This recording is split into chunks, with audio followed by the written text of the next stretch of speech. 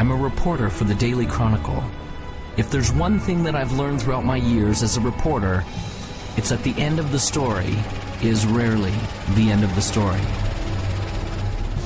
In fact, sometimes it is just the beginning. This is a story that was the beginning for me. Although we only met for a brief moment and there was only one word exchanged between us, my life was changed forever. Hello, I'm the reporter from the Chronicle. Come in. Thank you.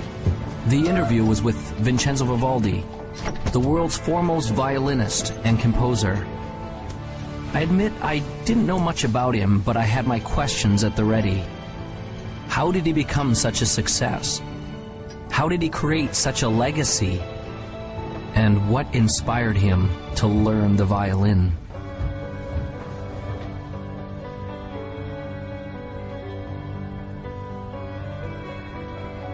I felt as though I was stepping on sacred ground when I entered the old man's room.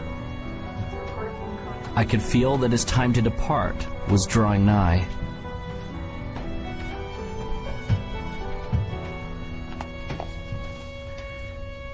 Thank you for seeing me, Mr. Vivaldi. For our readers, what would be the one key factor in achieving all of your great and grand accomplishments?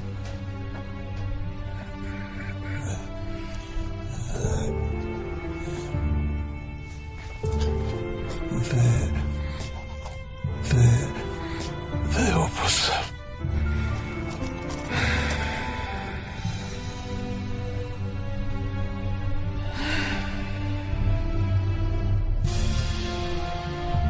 Those were the last words he ever spoke.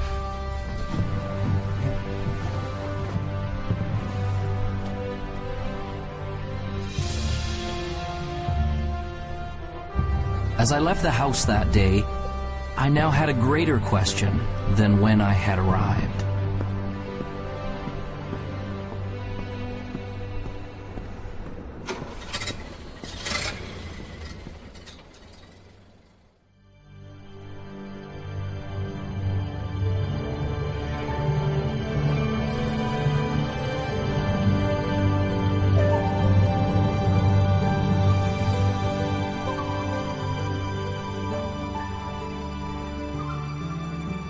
The Opus is a composer's greatest work, and the Opus is about us becoming the most amazing, magnificent, extraordinary human beings that we were meant to be.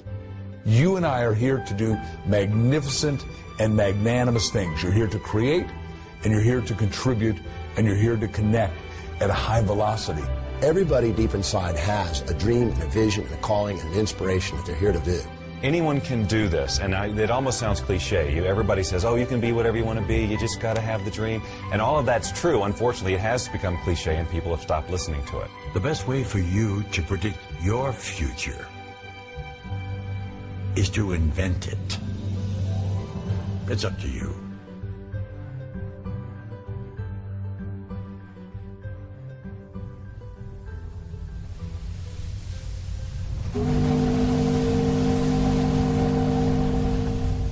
Vincenzo came to America when he was 7 years old. He came from the old country, Europe. When he got on board the boat that would take him to America, he had no idea he was about to encounter two things that would change his life forever. One was a new country.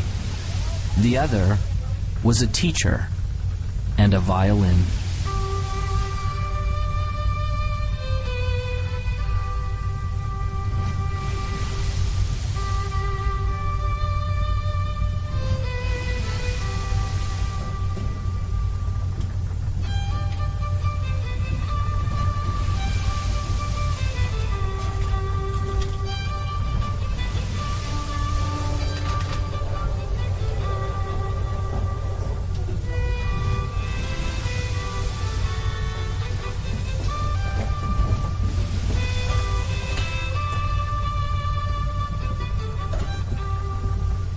As the boy listened, He was captivated, and in his heart he knew that one day he would play this song.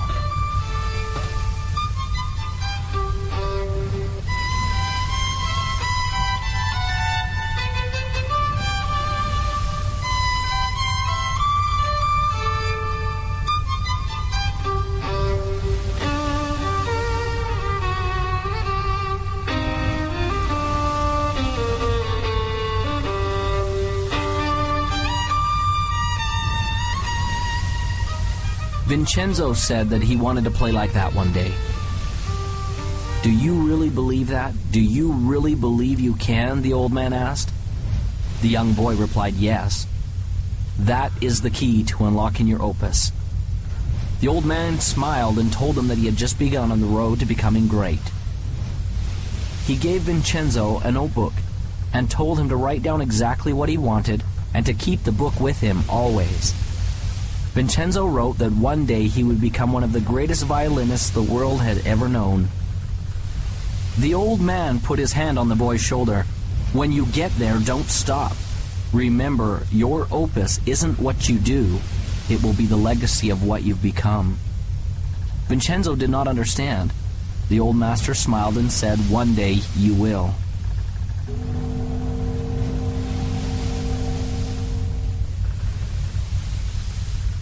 As Vincenzo left the old man, he was grateful, for he had been given a great gift. And although he would never know the man's name, the man had changed his life forever.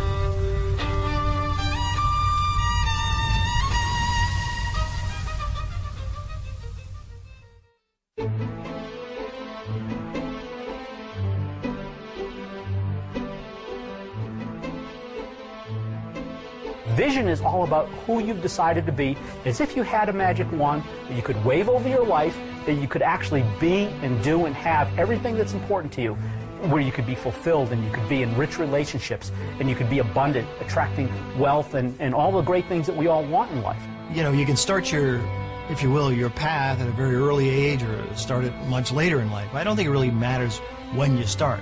But I think what you should try to be thinking about, looking for, is something you just love to do. Something that really gives you energy. You've got a passion, and that you feel you can commit yourself to. Some people get into vision and purpose, and they make it so huge, or they think it has to be so big, that they scare themselves and they almost freeze themselves. They don't come up with anything. Your vitality in life is directly proportionate to the vividness of your vision. And when you have a clear vision, magnetic things occur, and you draw into your life amazing synchronicities. People, places, things, ideas, and events start to synchronize in your life to help you fulfill your vision. The law of attraction just says that anything we think, feel, say, and do, we attract to us. So we're always creating through what we're putting out in our thoughts, our feelings, our words, and our actions. A very common misconception about the law of attraction, people learning it, is that it's all about positive thinking, and it is not. Positive thinking is obviously, probably more beneficial than negative thinking, sustained negative thinking. But positive thinking can mean just that you're thinking about things that would normally make a person happy. But if you're not truly emotionally involved with your thoughts, you're not really having an attractive power. In other words, if you're visualizing a car, you're visualizing a house, or you're visualizing lots of money, or whatever your version of success is, but you don't have any real feeling about it, that is in alignment with that. In other words, if you don't feel positive about those thoughts, you're actually not attracting anything positive. It's the feeling that powers our thoughts.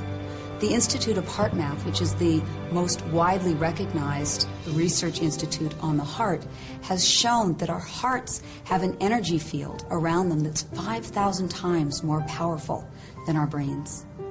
So this is the real power source for people. And when we want something from our head, it can only go so far. But when we power it with the feeling in our heart, the feeling of knowing that I can get it, the feeling of love behind that thought, then we are moved to the inspired and far beyond what you ever thought you could. It is okay to believe in yourself. Start now. Start today. You are the greatest you that will ever be.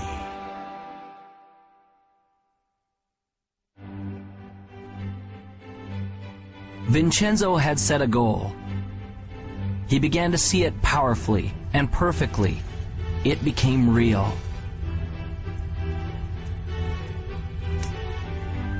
He experienced it in his mind and in his heart. He was living it vividly as though it had already happened.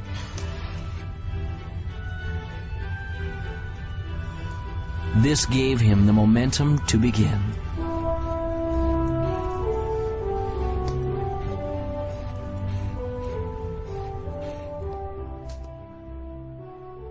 I think that the only way you can get to your goal is by having a clear vision. And I feel that that clear vision doesn't necessarily come from your head, but that it comes up from inside of you.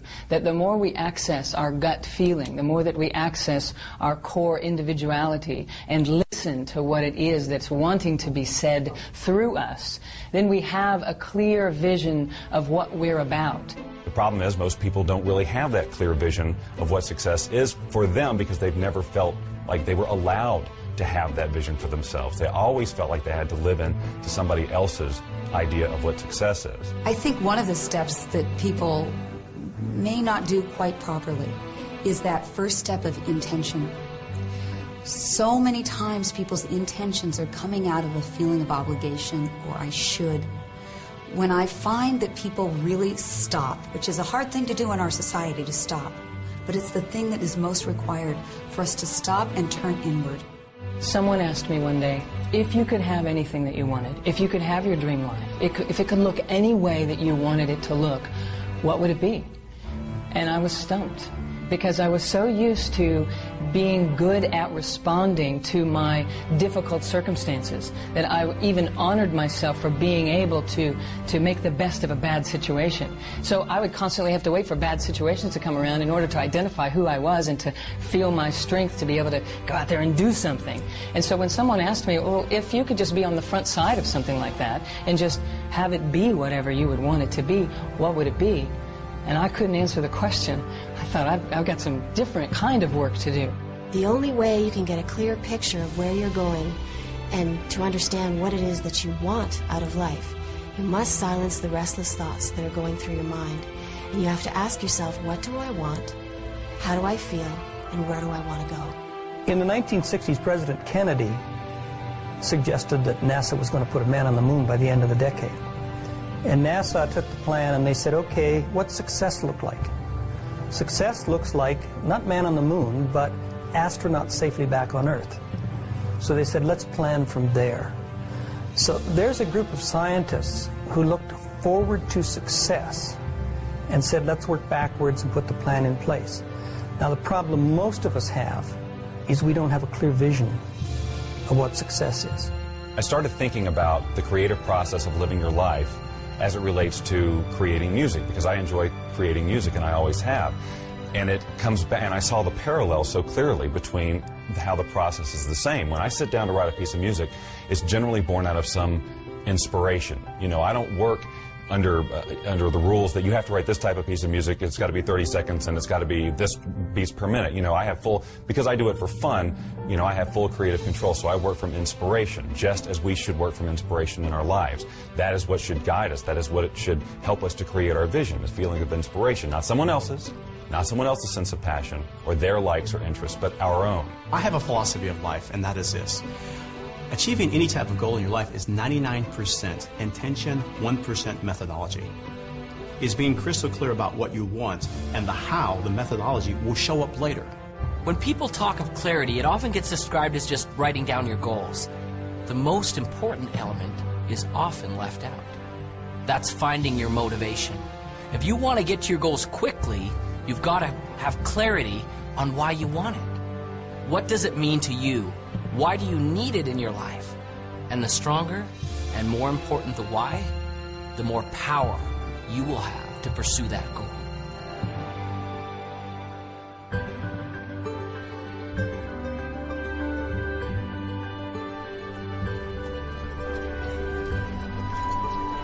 Finally, the opportunity came for Vincenzo to have his violin.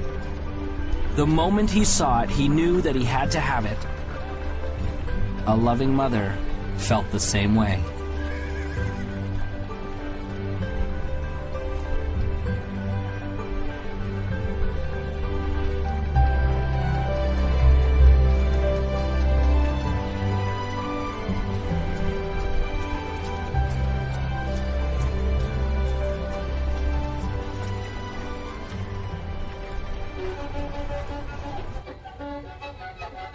It was not as easy as it looked. But Vincenzo had made a decision and a commitment that he would learn to master this instrument no matter what.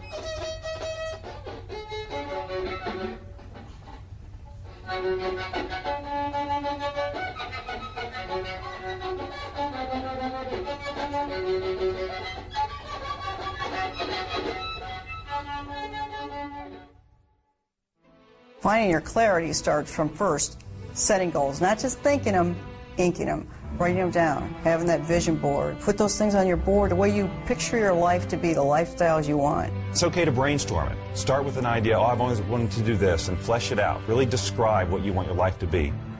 You may find that it evolves even as you write, and that's okay. Take the time to decide what you truly want, because it isn't until you do that that you're going to be able to stabilize any sort of vibration around it from a law of attraction point of view to attract that into reality. When you're in the achievement process, what is your greatest moment? Some people think that it's when you're at the finish line, or at the top of the mountain peak, or when your bank account has finally reached that bulging, overflowing amount. If those are your goals, then those moments when you get there may be exciting, there's no doubt about that. But that isn't your greatest moment. Your greatest moment can be measured by 3 things that make it great. What moment will have the longest effect on your future life? What moment will carry the greatest future consequences? And which moment will have the farthest reaching impact on you and those around you? Your greatest moment, therefore, becomes the moment that you decide. Decision changes everything.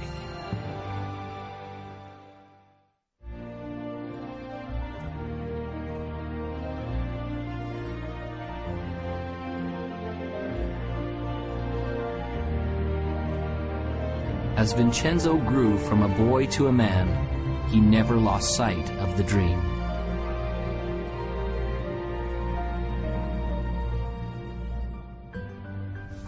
Vincenzo worked and saved his money to pay for lessons for his violin. He's doing it again. Thinking about everything except what he's supposed to be doing. There were those who told him that his dream was impossible, that it could never be achieved. Still believes he's going to be famous. Ladies and gentlemen, the famous, one and only, time-wasting, daydreaming, broom pusher.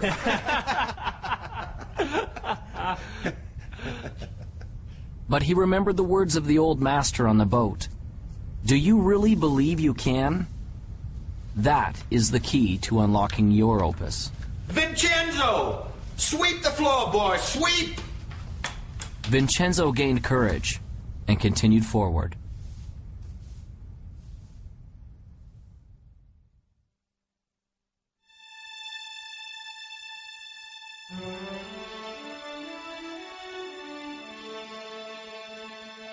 How do I get started? You just get started. Most people wait. They're waiting for their time. Wait till I know more. Wait till I do more. Wait till I learn more. Wait till my time is right. Your time is now. So just get started.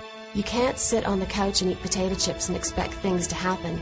You visualize and you materialize, yes, but you must act. A mediocre plan today is far better than a perfect plan tomorrow, because tomorrow never comes. We all know that New Year's resolutions last 30 days or 3 weeks or 3 days or for some people 3 hours. And that's a result of this great commitment. And what I want people to do is to step back and, interestingly enough, to essentially dial it down. Focus on what you can do, not what you could do. If you can't get the big picture, start with the small stuff. A decision isn't something you take lightly. It isn't a wish or simply saying, I'd like to. There will be no power in it until you say with clarity, I will do it, and attach that commitment to some action. What will you do to get things started? I'm a big believer in planning, partly because my first career was in the television industry. And if you don't plan a program, you're asking for a disaster. That's not to say that you set a plan down that's absolutely rigid. but you put a plan down that you can then change and adjust as you need to when you're going through the production. Same thing with the writing of the music. I start with an end in mind in terms of how I want to feel, but I don't have every note already written in my head. That's what makes this process so fun and creative, because the minute you feel like you have to go here because that's where you said you were going to go in the first place, the song has to sound like this because that was my original vision, you cut off all sorts of possibility. You don't have to know everything before you get started. Top achievers never have all the answers, and they also don't wait for all the answers to come until they get started. They just get started. They don't let questions paralyze them. They understand how to face the unknown and have the courage to do new things without all the answers. They know that the answers will come, and they adjust their course with each step forward that they take. Most of the answers come in the action, not in the calculating. You've got to learn that too. When you're up against the unknown, remember this phrase. Top achievers are not perfectionists. They're improvisers. Get started. It's hard to start. It's scary. And I know I've seen in my own life that some people they're just waiting for everything to be perfect. There is no perfect time. You never have a perfect plan. But you need to move forward. If you're convinced and you're passionate, it will develop. Have some faith. It can happen. It will happen. You got to stay positive, but you got to keep moving forward. And you got to keep moving forward knowing you don't have all the answers. I wanted to be a fighter pilot my entire life, but back in 1986 there was an experience which pretty much dashed my hopes up against the rocks. Back in 1986, the movie Top Gun came out, and you'd think that would be a source of motivation for me, but really what it was everybody else at that point now wanted to do the same thing that I wanted to do. Everyone wanted to become a fighter pilot because they all wanted to be just like Maverick. And what I knew back then was I was a pretty average guy. I knew that the people who were ahead of me were smarter, faster, they were stronger, and I thought, man, I'm not going to be able to do this anymore because all these people now want to do what I want to do. You know, we're being honest here, so I'll just tell you, I mean, I failed kindergarten. And I don't know if you know what it takes to pass kindergarten, but you basically need to be able to stack blocks and not eat glue, okay? I mean, that's pretty much about it. So I failed kindergarten. I know that I'm a pretty average guy, okay? And I look at all these people who are ahead of me, and I'm thinking, man, there's no way I'm going to be able to make it. But, you know, I followed through with my dreams, and I pressed on. And what I realized through that experience was that I may have been in the 5th percentile on the bottom, but the 95% of the people who were above me never took any action. Often people have a great idea, and they get excited about it, and they go, wow, I'm going to go do this. But you know something? They don't do it. They think about it, they get excited about it, maybe for an hour, maybe for a day, maybe even for a week or a month, but it dies. They don't take action. They're really not committed. They're really not passionate for it. It's like a passing idea. And so one of the things to be successful, one of the most important things to be successful is, okay, you've got a dream, you've got a vision, you've got plans, and now you've got to go for it. If you believe in something fully, you take action. I always tell people the last 6 letters of the word attraction spell action. And most people are focusing on this part and they're not doing the doing this. So when you believe that it's going to happen and you're visualizing clearly and you're holding all that energy, what will happen is you'll start attracting to you not necessarily the car, but opportunities, strategies, resources, books, etc. that will come into your life. If you don't take action, you won't get the results. You must take action. It may be very small, it may be very big. It's what I call inspired action because it's something that's coming from within you. You get a little knock at the door that says, attend this seminar, go to this movie, buy this particular book, whatever it happens to be. Your part in this co-creation process is to do it. I was successful really in a lot of ways just because I went and did it. I took action. And so you're sitting here today, you've got a dream, you've got a goal, you've got an aspiration, you might have an invention, $1 million idea. And what's sitting between you and the execution of your dreams can be simply summed up in this: take action, implement. You grab the bull by the horns, you put the throttles up in afterburner, you live your life at the edge of the envelope, and you will be successful.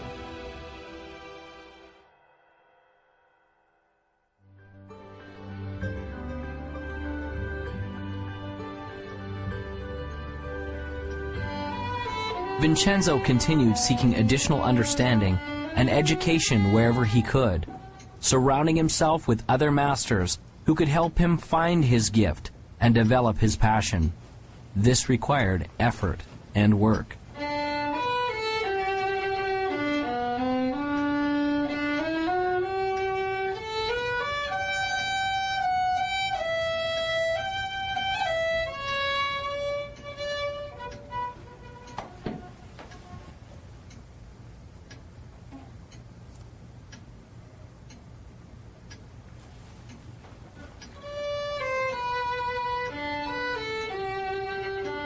As he practiced and persevered, his skills became more fine-tuned, and the instrument began to sing.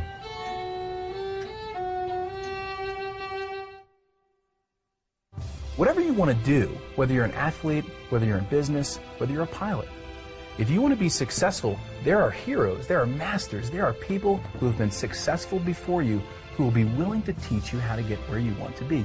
You don't need to fly solo in this life. If you have any goal that you want to achieve in your life, the first thing I would invite you to do is surround yourself with people who believe in what you do. And sometimes those people, they're not your family, they're not your friends, they're not your coworkers. You actually have to create that. You have to create your own, what I call your own mastermind, your own board of directors of people who will support you. My adage is that if I'm ever in a room with 5 people, I want to be the dumbest one in the room. I don't want to be the smartest guy in the room. I want to be the dumbest one in the room. If I'm the smartest guy in the room, then I'm not listening to anybody. Then I think I already know it. Then I think they're not capable of teaching, training, sharing, or giving me anything of value. But if I think I'm the dumbest one in the room, then all 4 of them are brighter than I am. And I can learn from any one of them. And what that causes me to do is to shut up and sit down and get a chance to learn, because most of us are talking so much, we aren't listening. I like the idea of modeling other people's success up until the point where you reach something that, hey, this isn't me.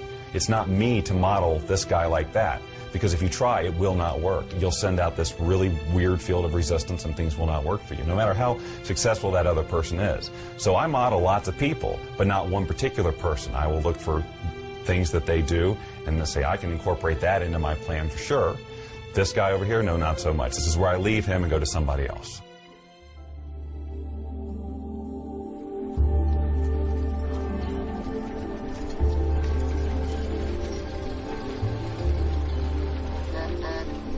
Whenever there is greatness, there is also adversity. When we work, there will be obstacles. Vincenzo's obstacle came when he turned 17. One day, as he was walking to his teacher's to practice his violin, he found that his vision began to blur. Soon, there were great dark spots appearing before his eyes. And one day, he woke up totally blind. He could not see. This proved to be a big adversity.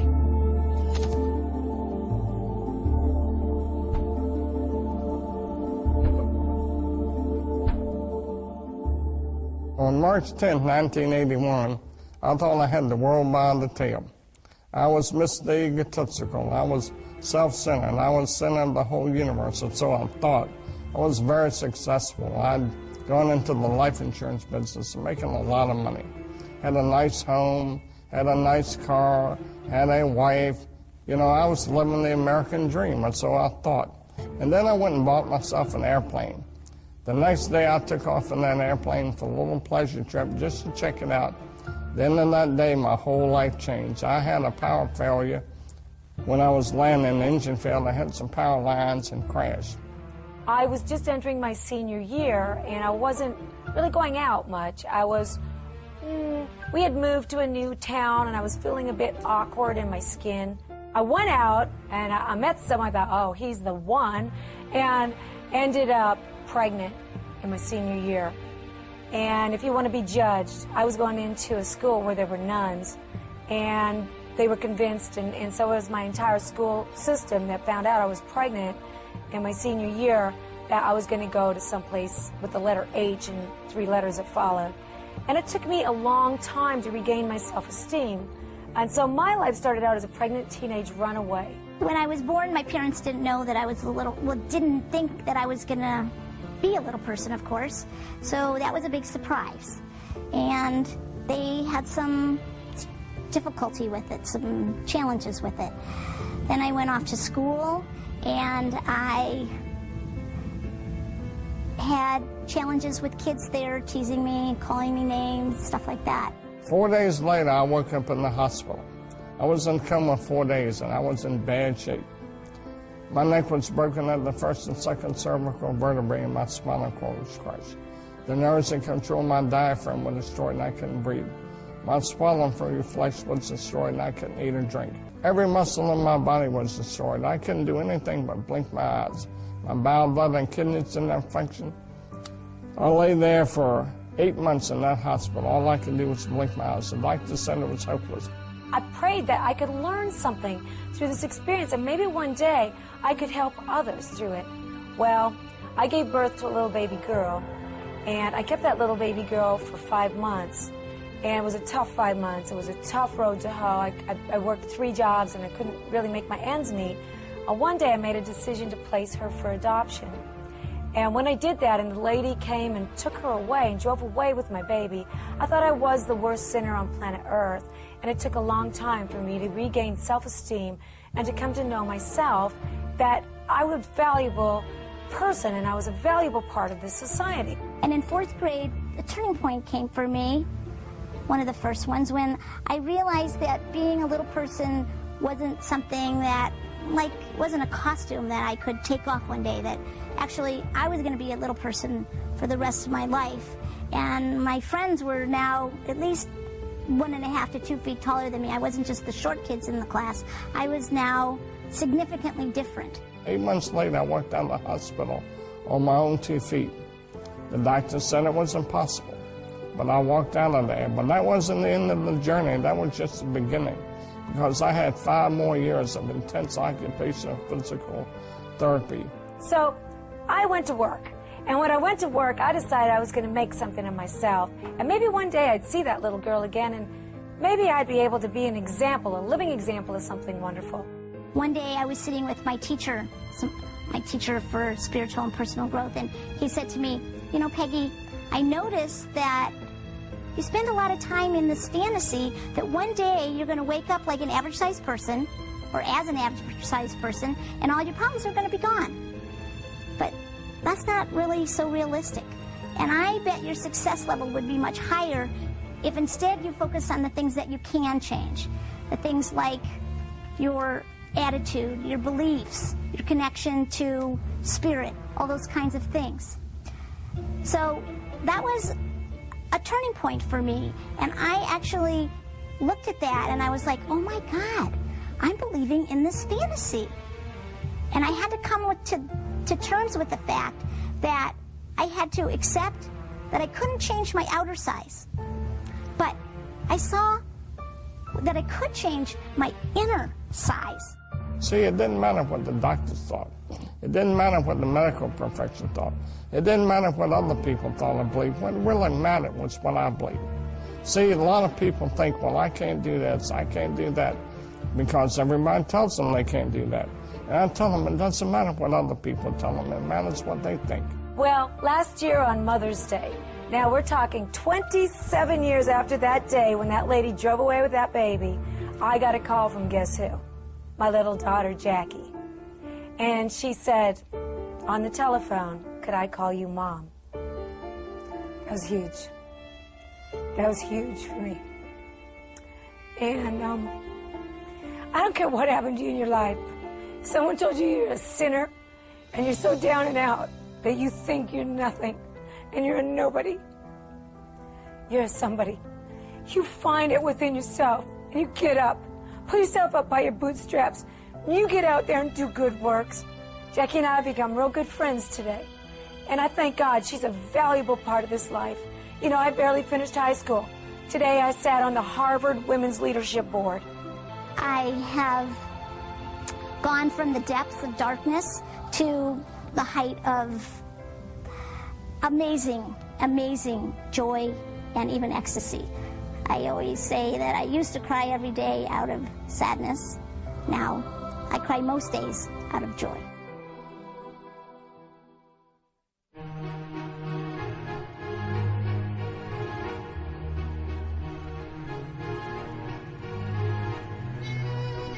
Vincenzo continued to practice his instrument.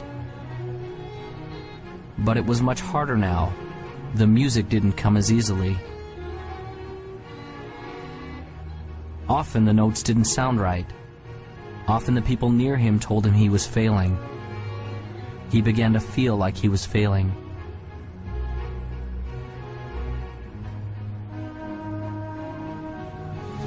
I can't.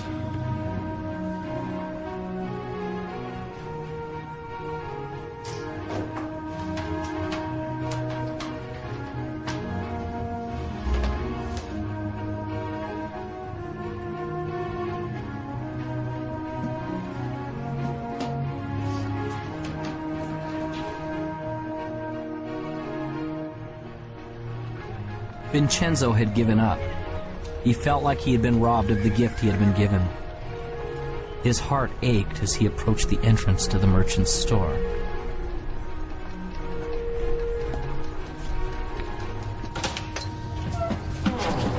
Hi, Vincenzo! What a surprise. What brings you here? I'd like to sell my violin.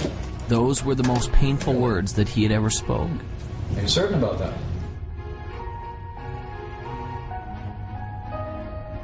Well, let's have a look, shall we?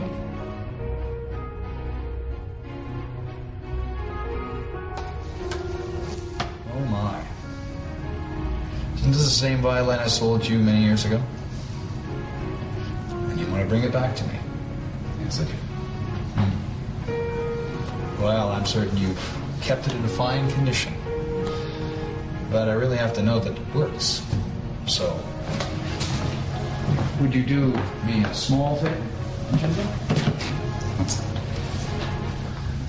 I wonder if you would play a little bit for me, Vincenzo. I don't have my music with me.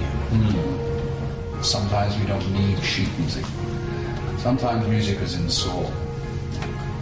So, this one's for me.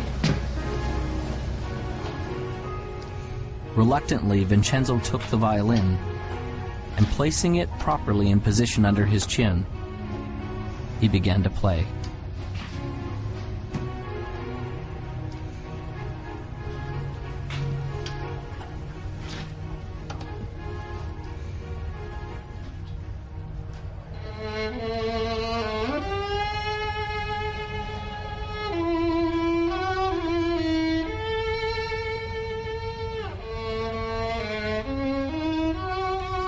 He began playing slowly at first, until his heart began to play the notes. As he did, something magical began to happen. He began to feel the power of the music once again.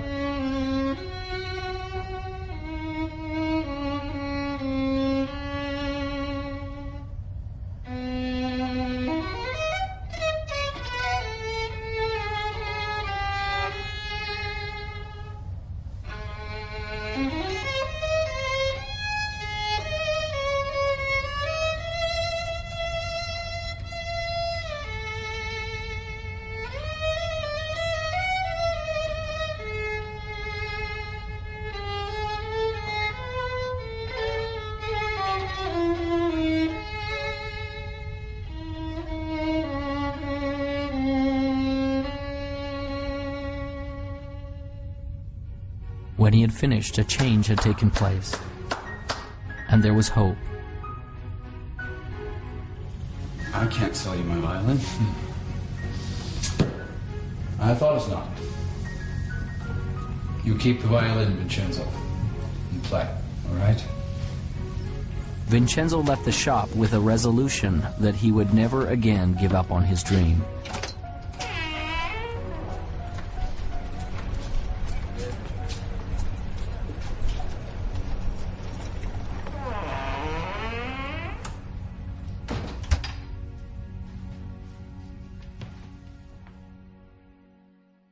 Everybody experiences failure, and if you haven't, it's just because you haven't done anything new. Because everything new requires failure. It's just a fact. In education, there's a term designated for new learners. It's called the J-curve, a J. When we start, we may begin here. As we begin to implement the new experience or information in our life, we initially struggle, or perhaps even fail. But as we learn the lessons from our failure and are persistent, we become competent and very successful with our new lessons or experience. And as we get competent, things go up dramatically. That's a J curve. Most things in life come to us that way. So as we encounter feelings of frustration, we need to understand that it's normal, and we will get through it if we persevere. There was a software executive who made a huge error, costing the company millions of dollars, and this is a true story. Millions of dollars at this one mistake or one failure he had made. So he went in, he was called in to see the chairman and the CEO, and of course he brought his resignation letter, and he handed it to the chairman, and the chairman said, what are you doing? We just spent millions of dollars educating you. You can't leave us now. Now, not every employer is going to be that compassionate, but the universe is.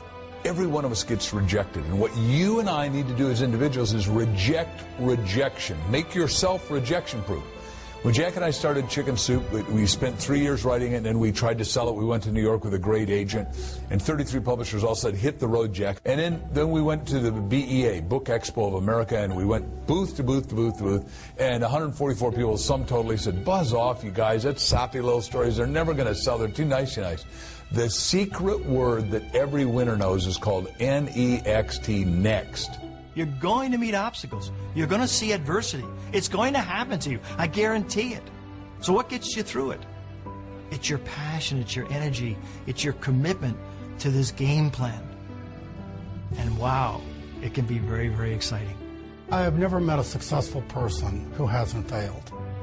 Never. Not in the course of my lifetime, not in the course of my reading, not in the course of my studying, not in the course of mankind. Have I ever met a successful person who hasn't failed? Now, the difference between successful people and people who are unsuccessful, because we all will fail, is successful people learn how to deal with failures. They learn how to accept it and embrace it and understand it and learn from it. And it doesn't become a negative to them. It becomes a learning. It becomes an education. It's a tuition they paid for the education they got. You get a challenge or something you think is a setback. It's only a setback in your initial perception, and only when you don't stop and look at how it could serve you. See, the master is the one that takes whatever happens in their life, supportive or challenging, and asks how does it serve them and their mission. Because it's never what happens on the outside, it's always how you perceive what's up on the outside.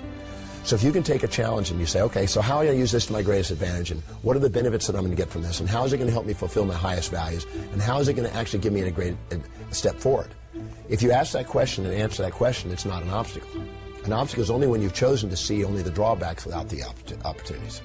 Some people are so worried about failing, they don't start. And so one of my friends says, you don't have to get it perfect, just get it started. And then in the process of doing it, you will learn. What is failure? That's easy. It's not trying. It's not getting in the game. It is thinking about it and not doing. You know, you cannot fail if you try, if you get into the game. You know, I like to use the analogy of a missile. When I shoot a missile off of my airplane, all missiles initially, they just come off straight. And any engineer will tell you that a missile actually requires mistakes. It actually requires errors in order to become successful at hitting its target.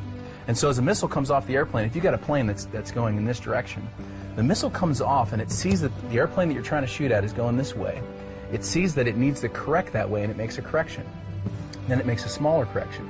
Then it makes a smaller correction. And next thing you know, it hits the target. The same is true with us. You know, we've all got dreams. We all have a target, and we all have goals. A failure-minded person goes down the road towards their goals. They hit that first obstacle, and they go, I'm a failure. I always fail. And they turn around and they give up their dreams. A success-minded person hits that first obstacle, and they go, you know what, I'm going to be successful, and they make a correction just like that missile. They hit the next obstacle, and they make a little bit other correction just like that missile. And next thing you know, they find that they've zigzagged their way to their target, to success. When I was learning to walk, my parents didn't say, oh, Jack failed after 7 tries, let's give up. They said, just, keep coming, boy. However long it takes, you're going to make it. And for me, I've read so many stories about, Thomas Edison, who had 10,000 experiments to invent the light bulb. And when someone said, you failed 10,000 times, he says, no, I never failed once. He said, I invented the light bulb. It just happened to be a 10,000-step process. You're going to have some setbacks in life, some challenges, some difficulties. And those are the days which really test what happens. Maya Angelou says it like this: if there's something in your life you don't like, change it. But if you cannot change it, change your attitude. That is why it's critical for you to work on your attitude and thought to have a reservoir from which to draw from before you need it, because you're going to have some days which test you, which try you, which really push you to the edge. And those are the days that you need to make sure that you have a positive outlook, a positive in-look and a positive uplook, that you are thankful and grateful for all things, even the challenging things, because it is through the challenges that we grow, that we stretch, that we start to become all that we can possibly become. In our society, so often we focus on problems and obstacles and challenges and failures, and those kind of things paralyze us. They cause us to stop because we can't really see beyond that. But the truth of the matter is, if we look carefully, we'd see very clearly there is no such thing as a problem. Everything is a puzzle, and there are answers to puzzles. So when you run up against something that you're not sure of, doesn't mean it's a problem, doesn't mean you can't get around it. You just need to find the right answer for that puzzle. I've decided that every single thing that happens is a success. Everything. There's a learning experience, maybe I achieved whatever the goal was, but I'm going to go after something else. I just learn, grow, and go.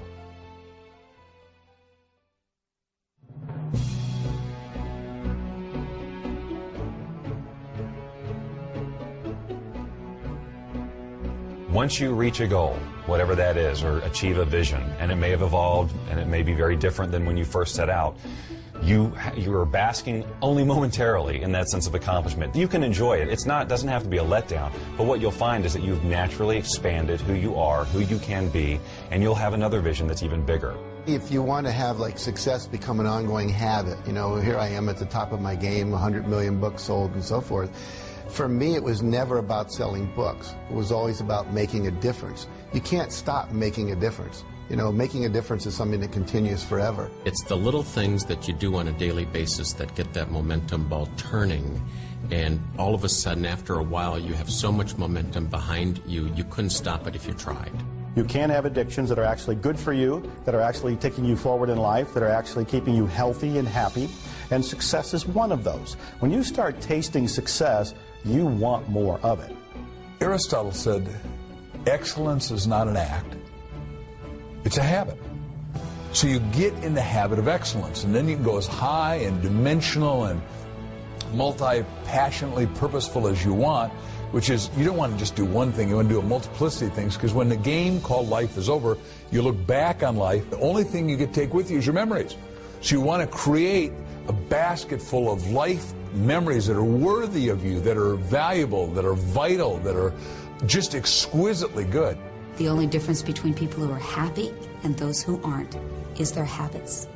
So it's really a very simple thing. It boils down to only one thing. What habits are you choosing day in and day out? And the good news is that every day you get a new choice to pick new habits all day long. Every decision you make in every moment is determining the habits that you'll have today and tomorrow and the next day, and the outcomes that you'll have in your life. So if you want a life that's successful, choose the habits of successful people. If you want a life that's happy, choose the habits of happy people.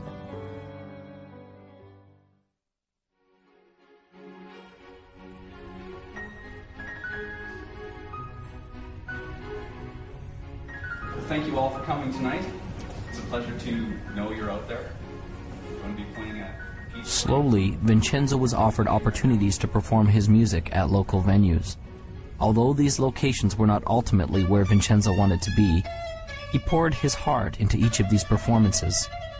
Each of them was a step in the right direction, and he let his passion shine through from the beginning.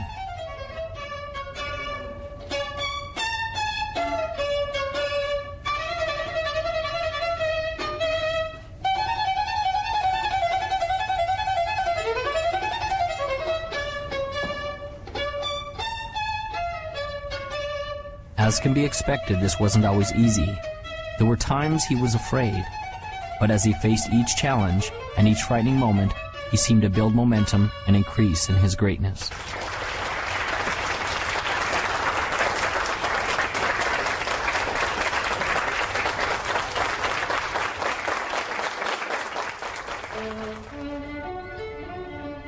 Vincenzo gained a reputation as a passionate musician, and his gift grew. Doors opened for him to begin to play with other masters. Soon Vincenzo was playing in the most grand concert halls of all. His dream to play was fulfilled. His opus had arrived. But was the journey complete? There was the question the old master had asked him that he still yearned to understand. Your opus isn't just what you do, it will be the legacy of what you have become. Vincenzo thought in his mind often about what this could mean. Was this the legacy of the man he had become?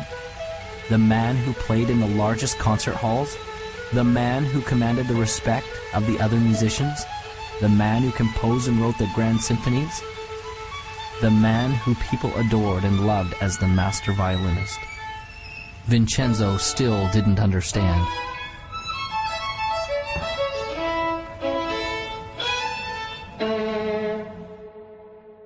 I think we have in our own DNA, sort of this need, if you will, of assisting others and helping them move forward towards their own goals or vision.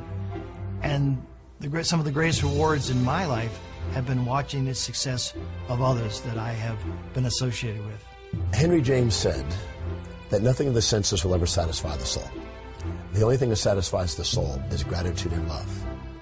And when you have gratitude and love, whatever you're grateful for, whatever you love, you get more to be grateful for and you get to have more love. And so the second you achieve something, you're automatically yearning inside and called inside to ever greater achievements. We're all here for what purpose? We're here to give. We're here to interact. We're here to create. We're here to love and to support. And those are all giving. Those are all giving things. Most of the successful people that I know have a basic fundamental philosophical foundation that says giving back is the key to success. A friend of mine asked me recently, he said, what's the purpose of the universe? Now, no one had ever asked me that. Life purpose, corporate purpose, all that. What's the purpose of the universe? And I went back to my physics and I thought, well, what is the universe doing? It's expanding. Ever since the Big Bang, it's expanding. I said, well, is it to expand? And he said, absolutely. And he said, anything you do that helps people, corporations, countries expand, you're in alignment with the universe. And when you're in alignment with the universe, the universe will support you. It'll give you the resources you need. Anytime you cause contraction, you cause conflict, then you're against what the universe is about. When we feel expanded, it's the universe's message of saying we're on course. When we feel contracted, it's the universe's message saying that we're off course. So as we're moving along, we always move towards that which is making us feel expanded. Service, there is no higher purpose. It's all about giving back. When you focus on giving, you receive, and that's how the law of attraction works. Ultimately, what we contribute is a reflection of who we are inside. And the more we contribute back to the world around us, makes us more inside. Think of your happiest moments. Got it? I'm confident that it will have very little to do with accumulating wealth, and it certainly wasn't a moment where you were alone in your room watching TV. I'd be willing to bet that it was a moment where you did something for someone that they could not do for themselves. Or when you helped someone realize a dream, or you shared a little of you, the real you. And in the end, isn't that what life is all about? It's never about what you had. It's about what you did and the difference you made while you were here.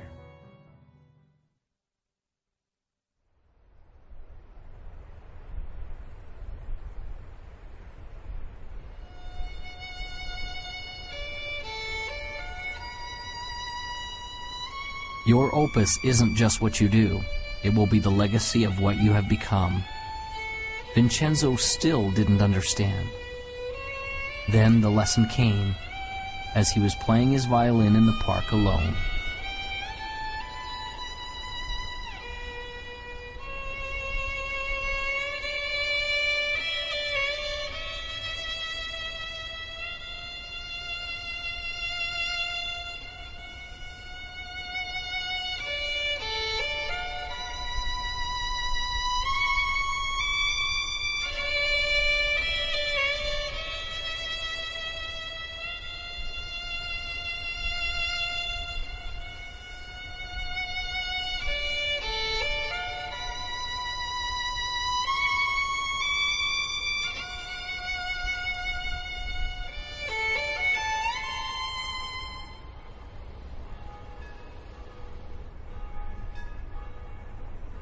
And so Vincenzo passed along the message that had changed his life.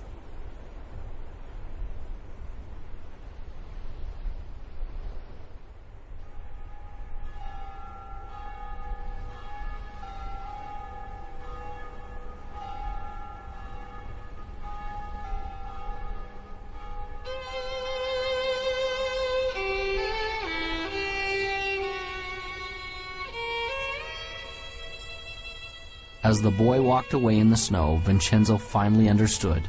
It was almost as if the voice of his old friend, the master, came to him. Remember, your opus isn't just what you do. It will be the legacy of what you have become. Imagine, if you would, a hot summer day in the year 1944. Campus Morehouse College. Dr. Benjamin Mays, the president of the college, sits at his desk. There's a knock at the door. He says, "Come in." He sees the door swing open, and a man and a teenager are in the doorway. He runs to grab the hand of the man, Martin Luther King Sr., Daddy King. Daddy King steps in and says, "Dr. Mays, I'm not going to take a lot of your time. I just came to introduce you to my son, Marty." We call him ML. His real name is Martin Luther King Jr. He's 15. He's going to college here in the fall. Very bright boy. But he's missing something, and I need a big favor. No, I don't need tuition that's bigger than that. No, I don't need room and board that's more critical than that. I came to ask you, would you teach my son how to dream? Please teach my boy how to dream. And Dr. Mays gave young Marty a piece and said, "Young man, read this piece every day, and it'll change your life." And he read it, and it changed his life. And I got hold of it, and I started reading it, and it changed my life. It's so profound, yet so simple. It simply reads, "It must be borne in mind that the tragedy of life does not lie in not reaching your goals. No, no, no. The tragedy lies in not having a goal to reach for. It is not a calamity to die with your dreams unfulfilled, but it is a calamity not to dream. It is not a disaster to be unable to capture your ideals, but it is a disaster to have no ideals to capture. It is not a disgrace not to reach the stars, but it is a disgrace to have no stars to reach for.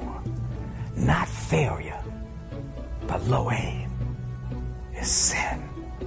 You've got to dream big dreams, impossible dreams, dreams that will make a difference, leave a legacy, and a dream that will be your opus, your reason for coming to this planet." I truly believe that all of us are very special. We all have some unique, different, wonderful qualities. We shouldn't compare ourselves to others and say, well, they're so much better. We need to find our own special gifts. And as you find those gifts and you become passionate about those gifts, you move towards those gifts and take action. So if you've been watching the Opus, the time is now to take action. No more praying, no more wishing, no more hoping that great things will happen to you. Move forward, take action, become successful. We are all creating our own opus. We will all leave that legacy. You come to the end of your life knowing that you have lived from the inspiration of your heart and that you've lived a life of love and of joy and of happiness. Because I tell you, you can achieve success in life, and that doesn't guarantee happiness. We have to come from love and from that inspiration of why am I here, and you'll be happy and you'll be successful. You know in your heart that you want to do something. It might be open a business, it might be open a service, it might be write a book, it might be do any number of things. It's unique to you, but you haven't done it yet. You now have the beginning of some motivation. Your heart is pumping a little faster. The sweat is on your brow because you are excited about this. I want you to take action. I want you to go out there and do something. I want you to dare something worthy. I want to be able to say at the end of my life, did I do everything I could with everything I was given? I want to be able to say absolutely.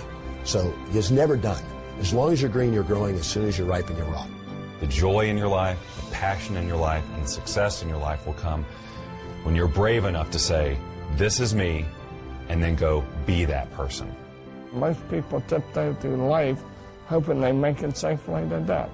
And life is more than that. It's more than just tiptoeing from the time you're born to the time you die, making it from day to day. It's much more than that. but yet most people never realize that. I know that I'm not just a body and a personality, that there's something much, much deeper and greater and actually magnificent inside of me, something extraordinary. And the more that I live from that place, the more that I'm able to see inside of other people that they're extraordinary, that they're awesome, that they're amazing. And the more and more I live from that place, the more I see that each moment of my life is amazing and magnificent. That is the gift that's come out of my challenge. That is my opus. Now you have the tools. You have a vision. You believe you can do it. You're clear and you know why you want it. You have a first action to get started with. You know where to go for help. And you know failure can't stop you, only slow you. You are the composer of your life. And your greatest moment is before you. It is decision. What will you decide to do now? What will your opus be?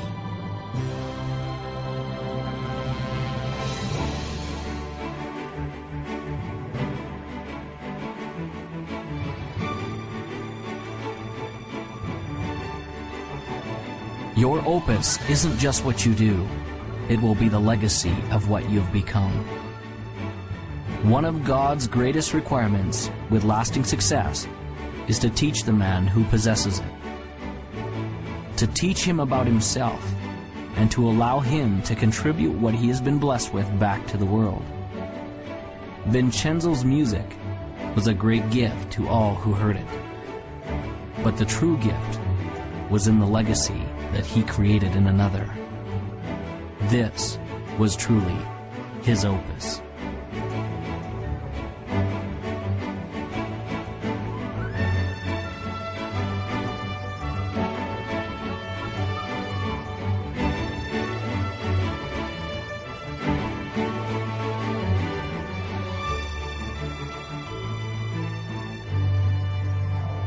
And now, as time passes, there's a question that each of us must ask ourselves.